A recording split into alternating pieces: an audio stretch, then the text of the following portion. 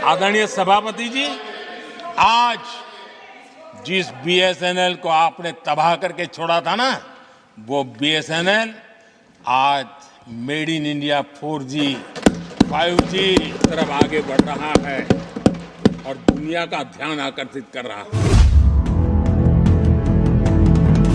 चलिबनी आ निजर मनमुखी data plan direct satellite रु मिलिबो internet सेवा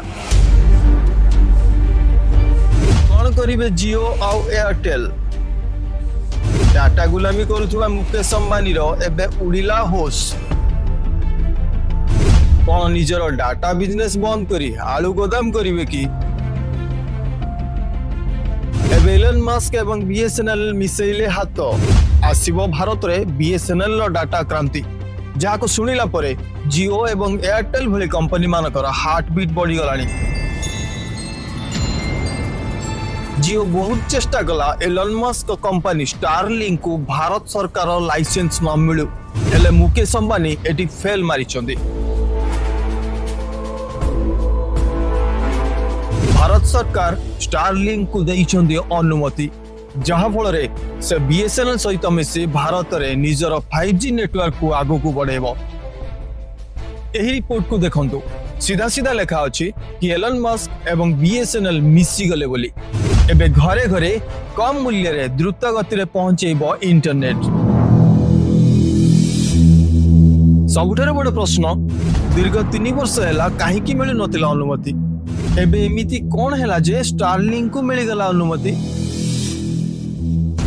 सबुठु बड़ कारण हैला रतन टाटा जहां को मध्यस्थता फल रे एलन मस्क को मिली परमिशन जियो और एयरटेल भली कंपनी मानकर मनमानी एते बढ़ी जाइछि जे एमाने भारत रो लोक मान को निजर गुलाम बली भाबुथिले।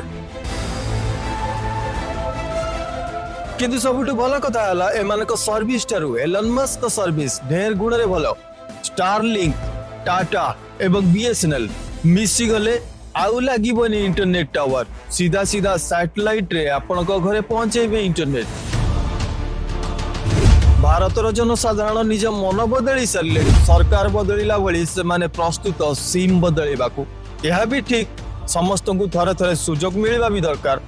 तथ्य अनुसार जुलाई मासरे 2 कोटी लोक निजको बीएसएनएल ग्राहक हिसाब रे बाछि सारिचंती जेहेतु एलन मस्क निजर सैटेलाइट अच्छी से बहुत कम दाम रे डाटा दे पारिबे एवं भारतर कोण अनुकोण रे पहुंचे पारिबे।